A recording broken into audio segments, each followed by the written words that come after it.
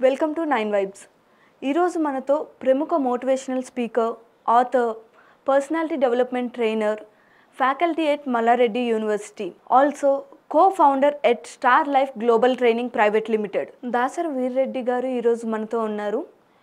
ఆయనకి సమాజం పట్ల ఉన్న అభిప్రాయం, అల్టిమేట్ గోల్ ఆయన లైఫ్లో ఏంటి అండ్ ఇన్ని డిఫరెంట్ ఫీల్డ్స్లో ఆయన సక్సెస్ఫుల్గా రాణించడానికి కారణం ఏంటి, ఆయనకి ఇన్స్పిరేషన్ ఎవరు అనే విషయాలు ఆయన ద్వారానే తెలుసుకుందాం. హాయ్ అండి, నమస్కారం సార్. మీరు ఒక ఫ్యాకల్టీగా పనిచేస్తూ ప్రముఖ మోటివేషనల్ స్పీకర్గా ఎదిగిన మీ జర్నీ గురించి ఏమైనా చెప్పగలరా? ఖచ్చితంగా అండి. ఇప్పుడు నేను ప్రజెంట్ మల్లారెడ్డి యూనివర్సిటీలో ఒక ఫ్యాకల్టీగా వర్క్ చేస్తున్నాను. నాకున్న ప్యాషన్ ఏంటంటే నేను సమాజాన్ని ఏ విధంగా ఇన్ఫ్లుయెన్స్ చేయొచ్చు. నాకనే కాదు, చాలామంది ఫ్యాకల్టీస్కి, చాలామంది ప్రొఫెసర్స్కి మేము కూడా సమాజాన్ని ఇన్ఫ్లుయెన్స్ చేసే విధంగా ఉండాలి అని ఒక కోరిక, ఒక కళ ఉంటుంది. కానీ అందులో కొంతమంది వెనుక అడుగు వేస్తూ ఉంటారు. సో నేను ఒక ఫార్వర్డ్ స్టెప్ తీసుకొని నేను యాజ్ ఎ ఫ్యాకల్టీగా ఉంటూనే మోటివేషన్ క్లాసెస్ అనేది ఇవ్వడం జరిగింది. Vivekananda institute of human excellence ఖమ్మంలో సెషన్స్ తీసుకోవడం జరిగింది, సెమినార్స్ కండక్ట్ చేయడం జరిగింది. మంచి బ్రహ్మకుమారీస్ వాళ్ళ programmes, ignite the youth for glorious India, తర్వాత ఆధ్యాత్మిక ప్రసంగాలు కూడా విశాఖ సంస్కృతి వాళ్ళ సహకారంతో, బ్రహ్మకుమారీస్ వాళ్ళ సహకారంతో నిర్వహించడం అనేది జరిగింది. అంటే దాని ద్వారా విద్యార్థుల్లో ఏంటంటే మానసిక పరిపక్వత, వాళ్ళ యొక్క నైతిక బలం అనేది పెంచడానికి ఇటువంటి కార్యక్రమాలను చేపట్టడం జరిగింది. వ్యక్తిత్వ వికాసం అనేది ఏంటంటే మనిషి లోపల మానసికంగా అంటే ఒక నైతికంగా బలంగా ఉండాలనేటువంటి ఇప్పుడు ఇలాంటి ప్రస్తుత సమాజానికి ఎంతో అవసరం. సో ఇప్పుడు మా మల్లారెడ్డి యూనివర్సిటీ అనేది తీసుకున్నట్టయితే మాకు అడ్మినిస్ట్రేటర్స్ అందరు కూడా they are all visionary leaders. Vice chancellor VSK Reddy sir కావచ్చు, డీన్ సార్ కావచ్చు, మా dean sir Ravindra sir, Kasa Ravindra sir, and ఇంకా for example Harikrishna Kamath associate dean sir, మా హెడ్ ఆఫ్ ద డిపార్ట్మెంట్ ఎవరైతే ఉన్నారో Naveen Kumar sir. They are not just professors, అంటే associate professors స్థాయి వాళ్ళు మాత్రమే కాదు, they are also very good speakers. అంటే ఎక్కడ ఏ ప్రోగ్రామ్ జరిగిన ఉమెన్ ఎంపవర్మెంట్ కావచ్చు, ఏ విధంగానైనా ఒక ఇన్ఫ్లుయెన్సర్ ఒక యూనివర్సిటీ స్థాయిలో విద్యార్థులకు, ఎస్పెషల్లీ ఉమెన్ కన్సిడర్ చేస్తే వాళ్ళకు అన్ని రకాలుగా ఒక మనోబలాన్ని కలిగించే విధంగా అద్భుతంగా మాట్లాడేటువంటి వక్తలు మా యూనివర్సిటీలో ఉన్నారు. కానీ నేను మొదటి నుంచి సమాజంలో ఉంటూ, సమాజంలో వాళ్ళు ఎన్నో ప్రోగ్రామ్స్ చేశారు. సమాజంలో ఉంటూ నేను వివేక institute of human excellence.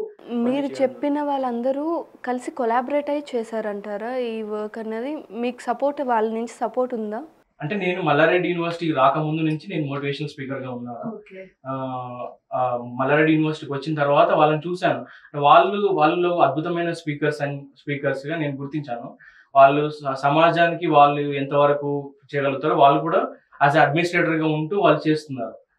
So వాళ్ళు ఒకవేళ కనుక వాళ్ళు నా యొక్క టాలెంట్ కనుక గుర్తించి, ఈ అబ్బాయిలో మంచి మోటివేషనల్ టాలెంట్ ఉంది, మన యూనివర్సిటీకి ఇంకా ఎక్కువ మోటివేషనల్ ప్రోగ్రామ్స్ చేయడానికి ఈ అబ్బాయి హెల్ప్ తీసుకోవచ్చు లేకుంటే అని వాళ్ళు కనుక అనుకున్నట్టయితే definitely I'm ready to come forward and take motivational seminars in full fledged way. Not only అంటే మెంటరింగ్ స్టూడెంట్స్ లేకుంటే ఒక క్లాస్ రూమ్ లెవెల్లో కాకుండా యూనివర్సిటీ స్థాయిలో స్టూడెంట్స్ అందరికి కూడా, మల్లారెడ్డి యూనివర్సిటీ స్టూడెంట్స్ అందరికీ ఫుల్ ఫ్లెడ్జ్డ్గా సెమినార్స్ తీసుకోవడానికి నేను అది వాళ్ళ యొక్క విల్లింగ్ కోసం నేను వెయిట్ చేస్తున్నాను. ఒకవేళ నేను ప్రెసెంట్ యాజ్ అ ఫ్యాకల్టీగా ఉన్నాను, బట్ వాళ్ళు if they recognise my talent, I'm doing something outside, వాళ్ళు అలా గుర్తించి నాకు ప్రోత్సాహం అందించినట్టు డెఫినెట్గా మల్లారెడ్డి యూనివర్సిటీలో ఫుల్ ఫ్లెడ్జ్డ్ మోటివేషనల్ స్పీకర్ కావడానికి నాకు ఎలాంటి అభ్యంతరం లేదు. సో మీరు ఇప్పుడు మోటివేషనల్ స్పీకర్గా వర్క్ చేస్తున్నారు, అదైతే సడన్గా వచ్చే ఫీలింగ్ అయితే కాదు ఆ భావన. సో వెరీ యంగ్ నుంచి మీకు ఆ ఫీలింగ్ అన్నది ఉండాలి. సో ఆ ఏజ్లో మీ ఇన్స్పిరేషన్ ఎవరు మాటలకి మీరు ఎక్కువ మోటివేట్ అయ్యేవారు? మీరు చాలా మంచి క్వశ్చన్ అండి మీరు అడిగింది. ఎందుకంటే ప్రతి ఒక్క మనిషికి మోటివేషన్ కావడానికి సీడ్ అనేది బాల్యంలోనే పడుతుంది. అంటే ఒక ఒక ఎలా ఒక మోటివేషన్ స్పీకర్ కావాలన్నా, పర్సనల్ డెవలప్మెంట్ ట్రైనర్గా ఎదగాలన్నా కానీ, అంటే నేను యాజ్ ఎ స్టూడెంట్గా ఉన్నప్పటి నుంచి when I was a student, when I was 6th class student, అప్పటి నుంచి నాకు ప్రతి సందర్భంలో కూడా ఎలాంటి సందర్భంలో అయినా ఒక మంచి వక్తగా ఉండాలి. అంటే నేను ఎదుటి వాళ్ళ ఆలోచన విధానాన్ని నేను ఇన్ఫ్లుయెన్స్ చేసే విధంగా నేను ఉండాలి. I must be an influencer అనే విధానంలో నేను ఈవెన్ స్కూల్ లెవెల్లో కానీ, కాలేజ్ లెవెల్లో కానీ ప్రతి ఒక్క ఈవెంట్లో, ప్రతి ఒక్క సందర్భంలో నేను స్పీచ్లు ఇచ్చిన సందర్భాలు అనేకం ఉన్నాయండి. సో దాని ద్వారా ఏమైందంటే నాకు ఈ విధంగా వేరే వాళ్ళకు మనం ఇన్స్పైర్ చేయొచ్చు అనేటువంటి ఒక థాట్ మైండ్లో ఉండిపోయింది అన్నమాట. సో నేను ఒక ఎంప్లాయీగా ఉంటూ కూడా ఇవి చేయొచ్చు. ఒక ఎంప్లాయీ ఆర్గనైజేషన్ వల్ల సపోర్ట్ ఉంటే మనం ఆర్గనైజేషన్కి ఒక ఎంప్లాయీ, ఎందుకంటే యాక్చువల్లీ నా విజన్ ఏంటంటే, నా డ్రీమ్ ఏంటంటే ప్రతి ఒక్క ఫ్యాకల్టీ, ప్రతి ఒక్క professor should be A speaker. ఎందుకంటే స్పీకర్గా ఉన్నప్పుడే ఎదుటి వాళ్ళ జీవితాన్ని మౌల్డ్ చేయడానికి అవకాశం ఉంటుంది. సో అలాంటి విజనరీ లీడర్షిప్ ఉన్న మల్లారెడ్డి యూనివర్సిటీలో ప్రతి ఒక్క ఫ్యాకల్టీ కూడా ఆ విధంగానే ఉండాలి. ఆ విధంగానే ప్రతి ఒక్క స్టూడెంట్ను కూడా మౌల్డ్ చేసే కెపాసిటీ, అంటే ఓన్లీ టీచ్ చేయడం అనేది విద్య కాదు అనే ఒక విజన్ అనేది నాకైతే ఉంది. అంటే నేను ఇక్కడ వర్క్ చేస్తున్నాను కాబట్టి యాజ్ ఏ ఎంప్లాయీగా నాకు ఈ విజన్ ఉంది. బట్ యాజ్ ఏ అడ్మినిస్ట్రేటర్గా, యాజ్ ఏ మేనేజ్మెంట్గా వాళ్ళకు ఎలాంటి విజన్ ఉంది అనేది నేను ఇంకా చూడాలి. అంటే ఎలా వాళ్ళు, but presently Malla Reddy university is placement wise, infrastructure wise అన్ని రకాలుగా కూడా వాళ్ళు స్టూడెంట్స్కి ఫెసిలిటీస్ వైజ్ అన్ని రకాలుగా కూడా చాలా అద్భుతంగా స్టూడెంట్స్కి అందిస్తున్నారండి. మీరు ఇప్పుడు ఒక మోటివేషనల్ స్పీకర్గా పనిచేస్తున్నారు. మీకున్న విజన్ ఏంటి సమాజం కోసం? అండ్ ఆ విజన్ గురించి మీరేమైనా ఆలోచిస్తున్నారా? ఏం చేయబోతున్నారు? మోటివేషనల్ స్పీకర్స్ అంటే ఎక్కువ మంది మోటివేషనల్ స్పీకర్స్ వాళ్ళ గురించి ఆలోచించుకొని మోటివేషనల్ స్పీకర్స్ కాదు. ఫస్ట్ థింగ్, వాళ్ళు ఎప్పుడైనా ఎదుటి వాళ్ళ గురించి ఆలోచించే వాళ్ళే మోటివేషనల్ స్పీకర్స్ అవుతారు. అది ఫండమెంటల్. అంటే వాళ్ళ స్వార్థం కాకుండా ఇతరుల మేలు చేయాలి అనే ఒక ఆలోచన ఉన్న వాళ్ళు మోటివేషనల్ స్పీకర్గా ఉంటారు. సో అలాంటి వ్యక్తులు ఎవరైతే ఉన్నారో వాళ్ళు సమాజం గురించి, వాళ్ళలాగానే అలాంటి మోటివేషన్ స్పీకర్ నేను కూడా ఉన్నాను కాబట్టి సమాజం గురించి, దేశం గురించి, అంటే బేసిక్గా ఆలోచించింది ఏంటంటే ప్రతి ఒక్క మన దేశంలో ఇప్పుడు ప్రతి ఒక్క దేశంలో మన ప్రధానమంత్రి గారు ఉన్నారు. ఆయన ఒక విజన్ తోని వ్యసనముక్త భారత్ అన్నారు ఫర్ ఎగ్జాంపుల్. అంటే వ్యసనాలు లేనటువంటి దేశంగా భారతదేశం ఉండాలి. వ్యసనాలు అంటే చిన్న వ్యసనం నుంచి ఈవెన్ ఆల్కహాల్ నుంచి డ్రగ్స్ వరకు అన్ని ఒకటని కాదు. అట్లా అది ఒక దేశ నాయకుడిగా ఆయన ఒక విజన్ ఉంది.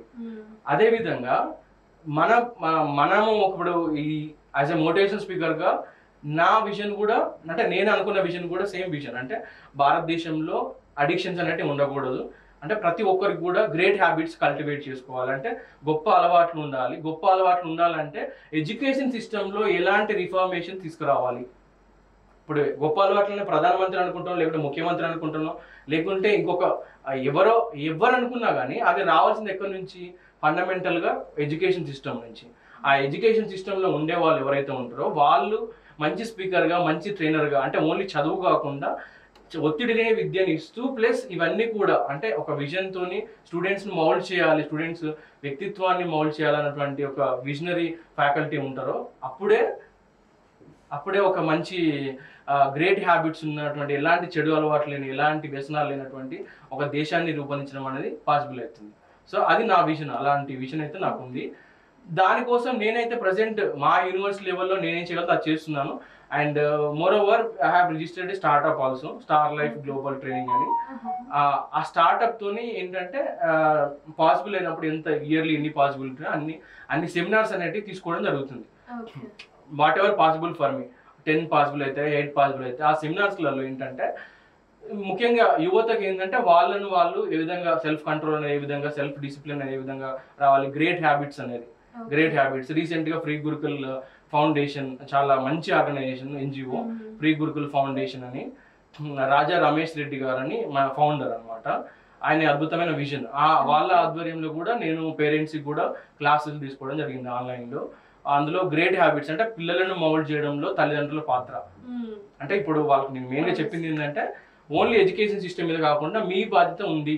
పిల్లల సంస్కారవంతులుగా, విజేతలుగా, గొప్ప వాళ్ళుగా తీర్చిదిద్దాలంటే తల్లిదండ్రుల పాత్ర ఉంది. దాన్ని మీరు మర్చిపోకండి, అది మీరు ఫుల్ఫిల్ చేయండి అనేది నేను తల్లిదండ్రులకు ఒకసారి రిమైండ్ చేశాను అనమాట.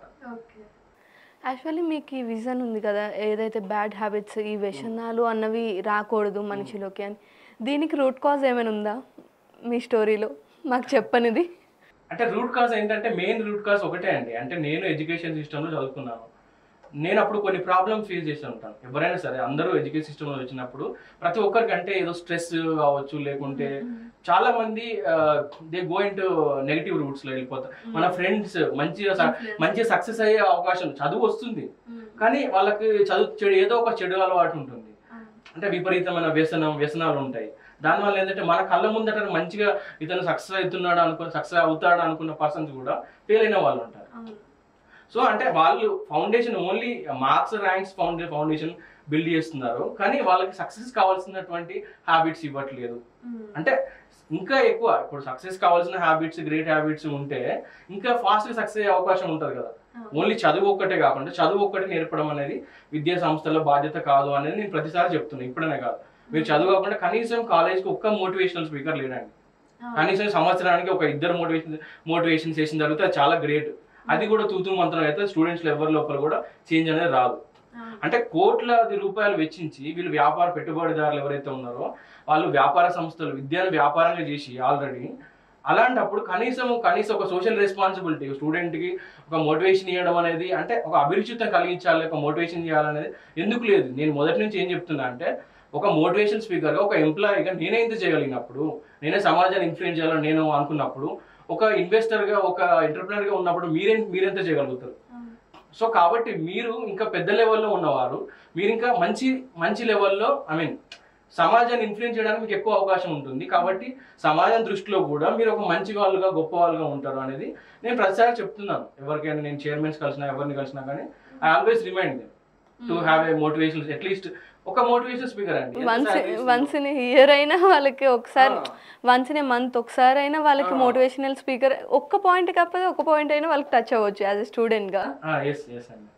మీరు ఆధ్యాత్మిక రంగంలో ఒక ఎంటర్‌ప్రెన్యూర్‌గా ఎంటర్ అవ్వడానికి ఎంత పాసిబిలిటీ ఉంది? యాక్చువల్లీ నేను ఇప్పుడు సమాజాన్ని పాజిటివ్గా ప్రభావితం చేసే రంగాలు 2 అండి. అంటే ఎదుటి వాళ్ళ వ్యక్తిత్వాన్ని తీర్చిదిద్దే నైతిక విలువలు పెంపొందించేటి, తర్వాత మనిషి యొక్క సమగ్ర వికాసం అనేది 2 రంగాల వల్ల వస్తుంది ముఖ్యంగా. అంటే మనిషి ఆధ్యాత్మిక అభివృద్ధి అనండి, నైతిక అభివృద్ధి అనండి. అది ఒకటి వ్యక్తిత్వ వికాస రంగము, రెండోది ఆధ్యాత్మిక రంగం. 2 కలిసే ఉంటాయి చాలా మంది. అంటే నేను చేసేది ఏంటంటే, నేను ఆధ్యాత్మిక రంగంలో ఉన్నటువంటి ఫర్ ఎగ్జాంపుల్ భగవద్గీత, ఎవరు చెప్తారు భగవద్గీతను, యోగ వాసిష్టం ఇలాంటి మనకి ఇప్పుడు గరికపాటి నరసింహారావు గారు ప్రవచనాలు చెప్తారు, చాలా అద్భుతంగా చెప్తారు. చాగంటి కోటేశ్వరరావు, అంటే వాళ్ళు అద్భుతంగా ఆధ్యాత్మిక రంగంలో నంబర్ 1 వాళ్ళు ఎవరైతే ఉన్నారో నంబర్ 1గా వాళ్ళు ప్రసంగాలు ఇస్తూ ఉంటారు.